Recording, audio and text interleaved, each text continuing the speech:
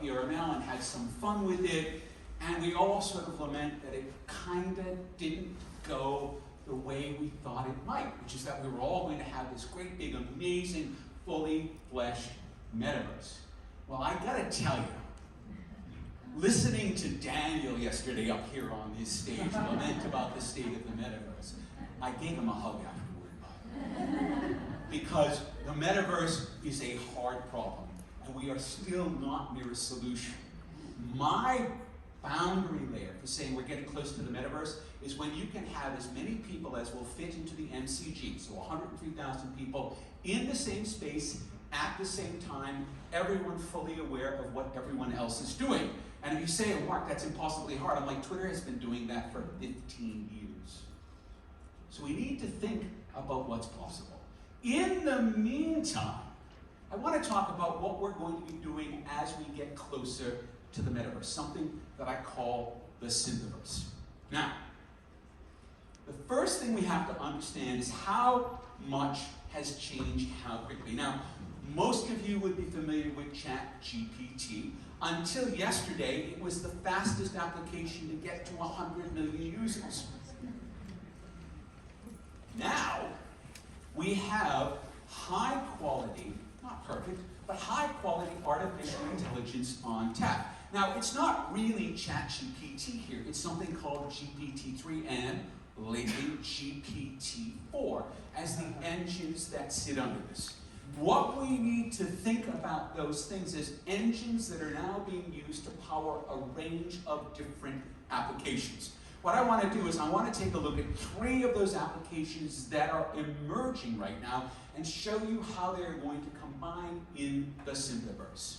All right, let's start off with generative agents. So, what are generative agents? Well, for a long time, there's been the desire to be able to create synthetic persona. Persona, in other words, being able to describe the characteristics of someone who is human-like, and then be able to get that character to act in situations interactively as if they were actually human beings. Now, this has been ferociously hard because we haven't really had interactive systems that are capable of interpreting and responding to English language as if they were human. That, again, changed with GPT-3, GPT-4.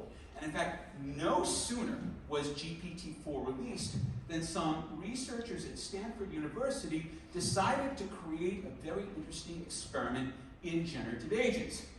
And they published the results in April. So what they did was, taking a page out of The Sims, they created a town called Smallville. They created personas for 25 generative agents, which were all wired through the API into GPT-4. They gave them all personas and then allowed them all, through this programming, to interact freely. And they, of course, gave them their roles, their responsibilities, their goals. And behaviors started to emerge. People would connect, people would do things, unexpected things. Things that the folks who had designed these systems hadn't told them to do started to happen. And that was interesting. But now, in fact, what they did was the researchers said, let's give them something to do. And so, in February, what they decided to do was they decided to tell Isabella, who's up here in the left-hand corner, to have the bright idea of throwing a Valentine's Day party. And her friend said, I actually really want to help you decorate the local cafe for the party because I want to send an invitation to the guy that I'm really hot for. So what happens is they plan in a town of 25 people, 8 invitations are spontaneously sent out to the party.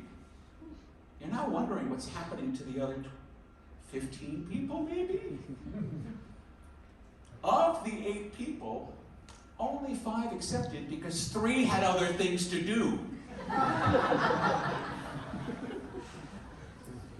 And they documented all of this in the paper that was published in April. And they said, it looks like we actually have high-quality generative agents now using GPT. And the first place most people will end up seeing this is in what we call NPC, non-playing characters inside video games, which today are just stupid. They're just rote because they're really just responding to stimulus.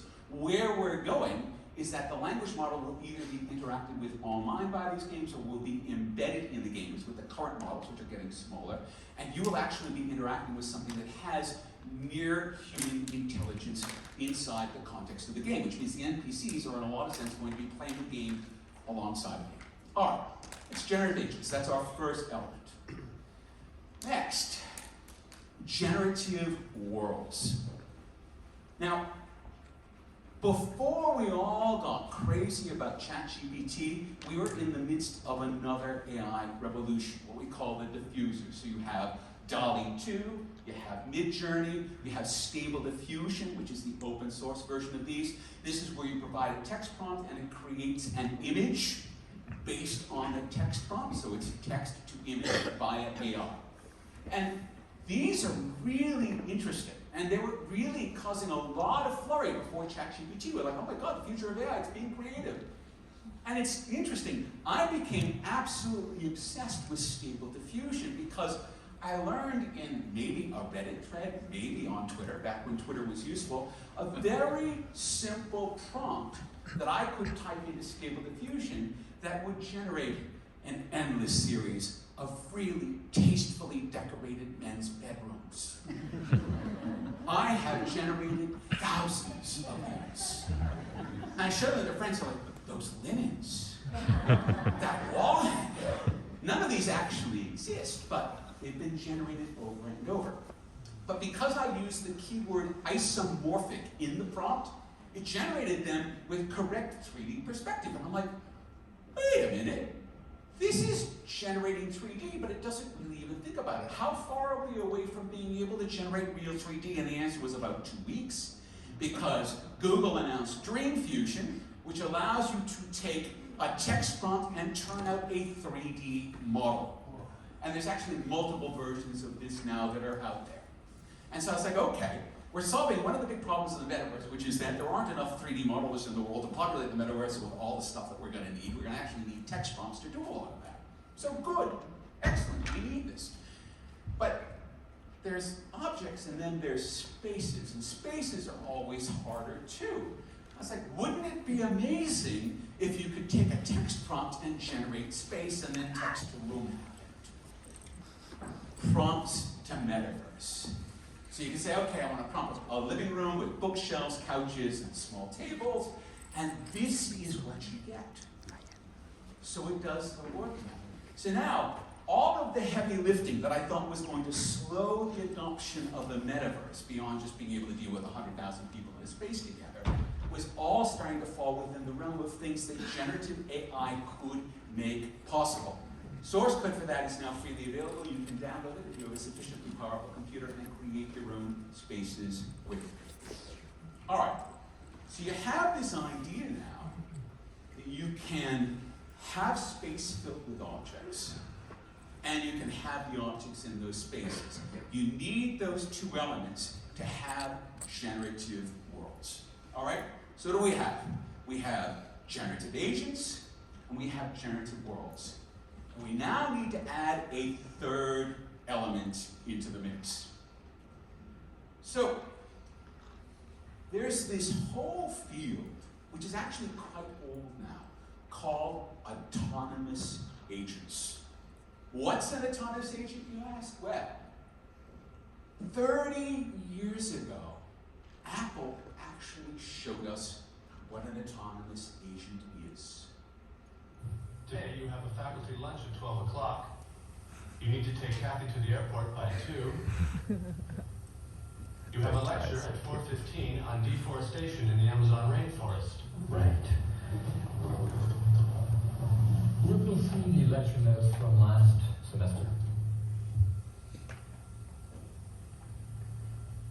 No, that's not enough. I need to review more recent literature. Pull up all the new articles I haven't read yet. Journal articles only? Fine. Your friend Jill Gilbert has published an article about deforestation in the Amazon, and it's a effects on rainfall in the sub-Sahara. It also covers drought's effect on food production in Africa and increasing imports of food. Contact Jill. I'm sorry, she's not available right now. I left a message that you had called. Okay. Let's see. So that was Apple's vision 30 years ago for what an autonomous agent would be able to do. And it's an amazing vision. It was going to be the foundation of what they were doing with Newton and the future of the computing on the Macintosh, but it was impossible because it requires a level of artificial intelligence that we didn't get our hands on until about the last 6 months. The day after OpenAI released its programming interfaces, its APIs for GPT-4, a project was announced in open source called AutoGPT. So this is an autonomous agent that's using GPT-4. What do I mean by that? Well, all of you in this room can install AutoGPT on your own computer because it is free and open source. You can go to the website, you can download it. When you download it, what you'll do is it will open up a console window and it will load and it will ask the question, I want AutoGPT to. In my case, I've typed it over the blog bay doors because that is the eternal question. What actually goes on at this point is you can type pretty much any request you want in plain English. What will happen is AutoGPT will take that request and turn it into a goal in conversation with GPT-4.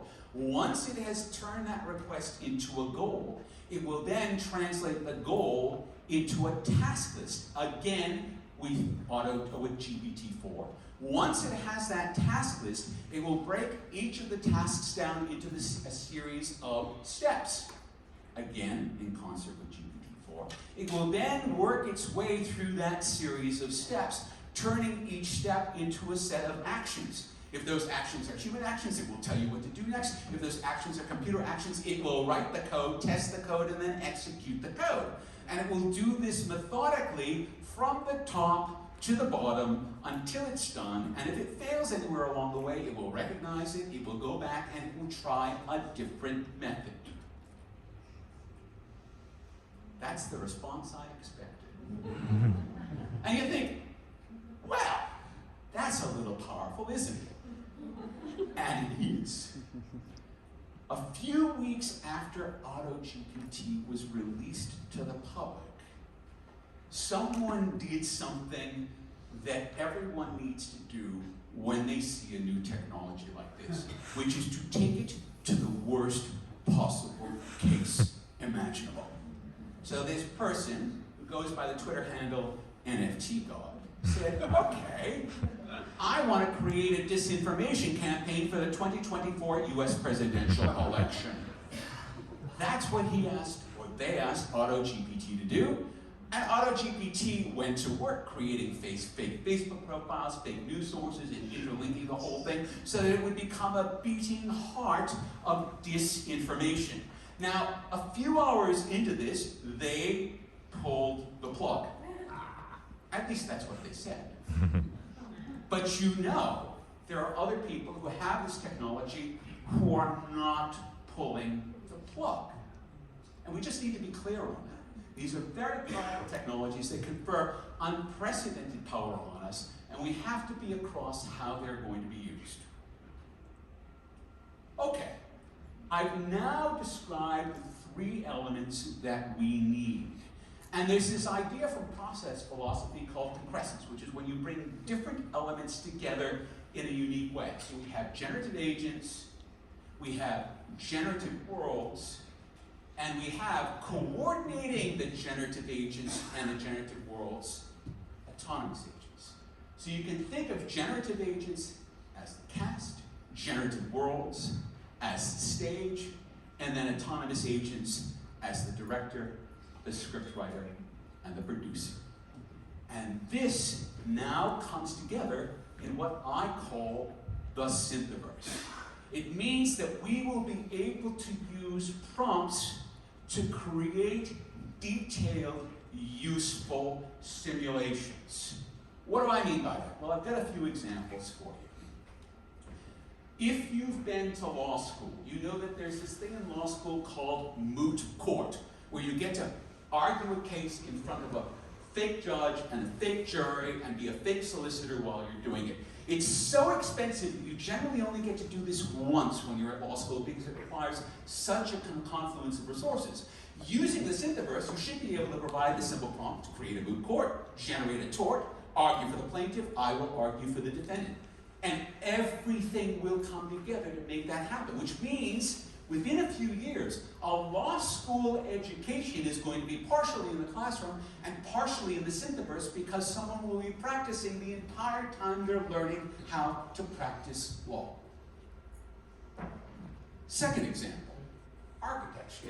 Client brief for a new apartment block, build a walkthrough for 3D, that's easily done. Create a site plan, that's easily done because that's everything connected with how you're going to marshal the resources and the timeline for building the building itself. But again, incredibly useful. Allows people to do planning at a scale they've never been able to do before and at such a low cost that it's going to be possible to spin up ideas at a rate of knots, whether or not they're actually useful. You'll learn that quickly. And then finally, and this points back to an example from Queensland on this stage yesterday. Create a simulated hospital emergency ward stacked with nurses and a queue of patients to be treated. I probably should say a queue of angry patients to be treated. I am a doctor. And again, it's going to do all of the work that Queensland Health probably spent hundreds of thousands of dollars on to create that incredible simulation to help people with cardiac or to help people deal with patients or family members who are angry, regular situation in hospitals. So this is the kind of thing that we should be able to do easily and quickly when we bring generative agents, generative worlds, and autonomous agents together in Syntheverse-style simulations. Now, I make it sound easy. It is not easy. And it is not going to put everyone out of work because as we know from all of our work with generative agents, generative worlds, and autonomous agents, these things can run off the rails very quickly. They hallucinate, they make mistakes, they don't know they're making mistakes. So the more that you rely on these kinds of simulations, the greater the need for experts who will be able to check the qualities of these simulations before you hand them to people who are not experts and expect them to get useful experience from them. So the need for experts in the mid-21st century is increasing rather than decreasing because of artificial intelligence. Where we're going is back to where the spreadsheet was. The spreadsheet is actually the single most important application that has ever been written for a computer. If we didn't have VisiCalc, there would be no Apple. There would be no IBM PC. There would be no computers everywhere, which means there would be no web.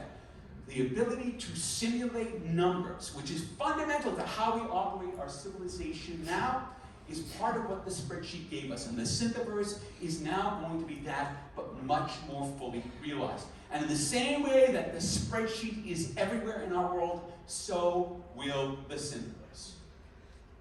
All right. One more thing. The Syntheverse is going to happen. And we could establish some great big X prize for some of the moonshot goals about what we want the Syntheverse to do. We don't need to do that. Because, and I apologize for bringing this up in a public forum, this isn't actually going to be about us. It isn't going to be about what the futurists want. Because the ability to take a text prompt and to create any fantasy world that you want means that it's going to be driven by factors well beyond our control. Thank you.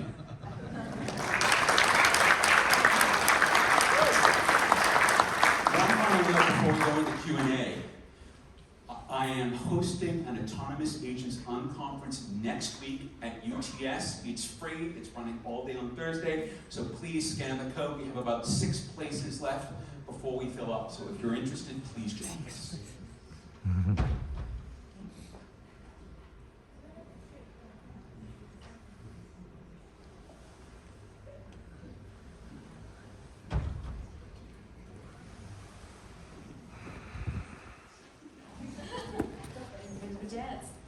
Good morning, everyone, and what a fascinating talk. Thank you, Mark.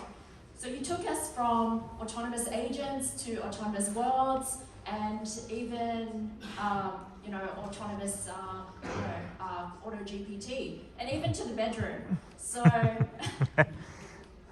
you touched on a really good point, which is about the convergence of 2 technologies, where AI is driving the development of the metaverse. And I would say that the key takeaway for me is that it's now cheaper, faster, and easier to develop anything you want in the metaverse. Anything from synthetic humans and even the content and whole virtual spaces. And even a lot of clients at KPMG, where I work as the director of metaverse, are telling me that now they are doing proof of concepts and minimal viable products just to experiment in this space because of that fact, and to help solve some real business challenges. So it brings me to this point, and it makes one think about whether the Syntheverse could lead us to the ability to create really sophisticated simulations in the order of magnitude of entire virtual worlds, or entire universes, or even multiverses. So I'm not talking about Nick Bostrom's simulation theory about whether we live in a simulation or not. We're about to be overrun by paperclips, yes. Exactly. But whether we're able to create simulations so sophisticated that we could use these to simulate whether building a coal plant in a regional New South Wales town, such as Maureen, could have a detrimental effect on the health of people in, say, Calcutta, India, or whether spending more on education and less on health, counterintuitively, could have a better impact on health. So my question is, does the Syntheverse allow us to do these sophisticated simulations that help us solve real-world problems? So I think the answer is yes, if. We already saw with, I think there was a sim government program that was released about 20 years ago that asked a lot of the public policy questions and gave people a framework for this. And it goes actually all the way back to Bucky Fuller's World Game, which is from the 1960s. There's always a question with these simulations around the quality of the data that's going into them. And with some of the very global questions you're asking, we have some data. The question is always, if you're building a simulation out of a data set, whether that data is quality enough and how can you continually test the predictions of that. And so the Syntheverse, in the cases you're talking about, rather than being divorced from reality, is deeply wedded to reality, and is agile in the sense that data being read from the world is continuously being fed back into the simulation to help it converge on a reliable prediction. That's really fascinating, and I want to now touch on NPCs and digital character creation, which is much needed. Some virtual worlds are pretty much empty. If anyone has been to, say, Decentraland when no event is happening, you'll see that there's not that many people there to hang out with, and it's pretty boring when there isn't, and it's just yourself there. And so if we think about the physical spaces or even the platforms that are most popular, like the ones where there are jobs, like capital cities, like Sydney, where we are today, or where there's money to be made by selling goods, like on Amazon, or even where you can monetize content, such as on Instagram.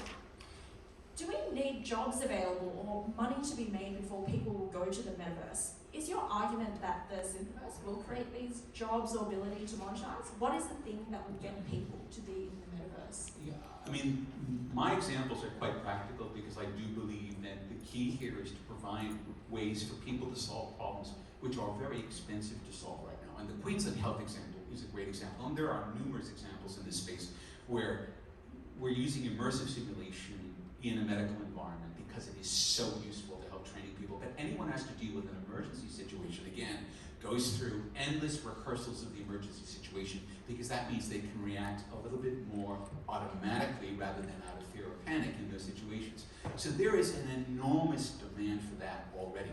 And so I think the low-hanging fruit here is already to take a look at the areas where there's a lot of money being put into custom simulations, and then understanding how those custom simulations can be brought to perhaps an order of magnitude cheaper. And therefore, when you make something an order of magnitude cheaper, you generally increase its volume by 2 orders of magnitude, right? And so you increase the amount of business that's available there. So I think that that's probably going to be the first level of startups and businesses and business opportunities that we see in the Syntheverse.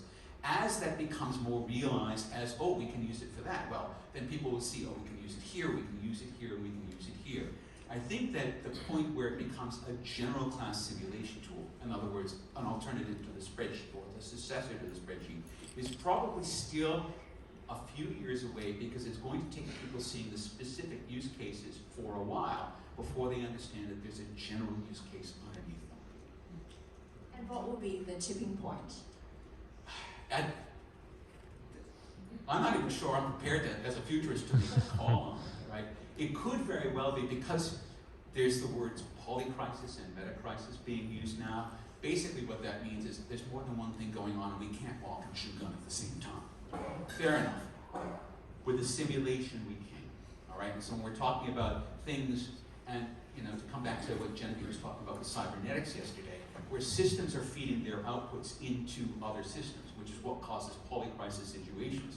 To be able to model those effectively means that we would actually have a handle on how to ameliorate some of the polycrisis situations that we seem to be heading into as part and parcel of life in the 2020s. That means that it's probably going to be the domain then of policymakers.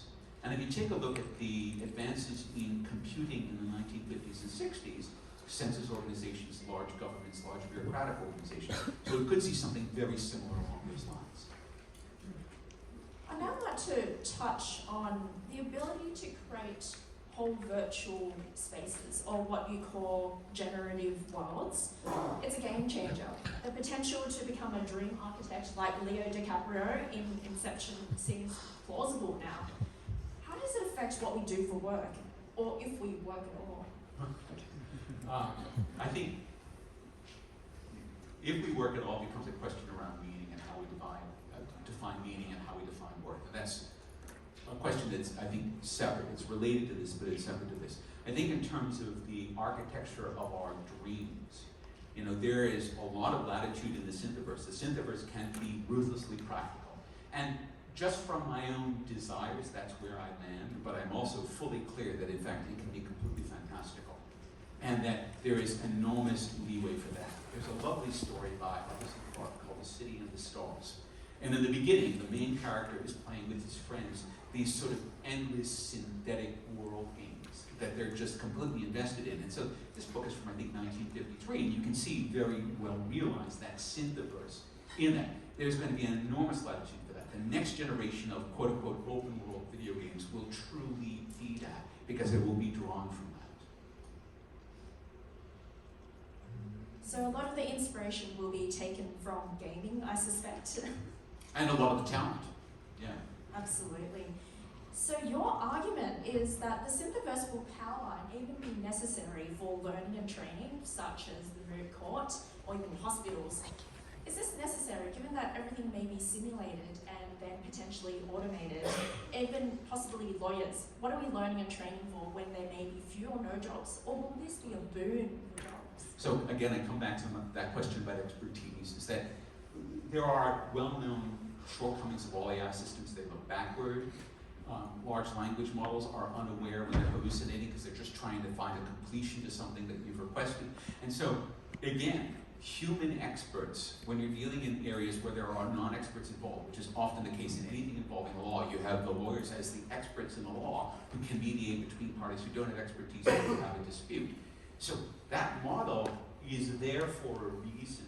And so if you're saying that an individual will lack the depth of expertise of a sufficiently advanced AI system, we are still some ways away from that, and there is no sign of that on the horizon yet.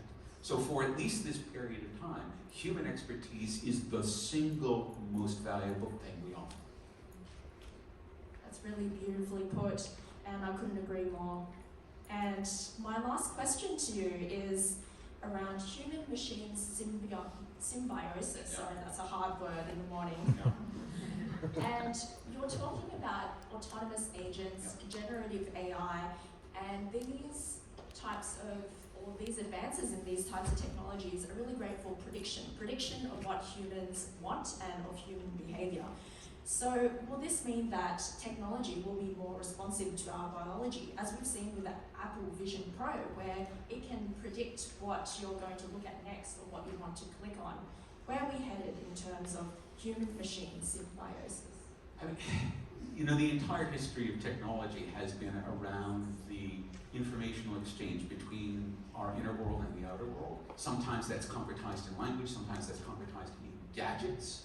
And we've gotten very good. I mean, stone knives are a heck of a gadget as well. If you're talking 30,000 years ago, gotten very good at our gadgets. And that dance between the interior information landscape and our exterior landscape as we embody information in objects is continuing.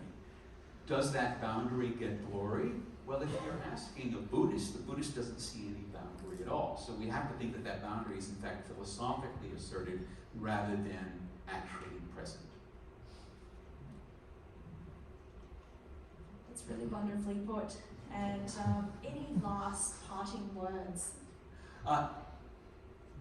There is a multi-trillion-dollar opportunity in the Syntheverse for business. I hope at least one of you goes out there and changes the world with it.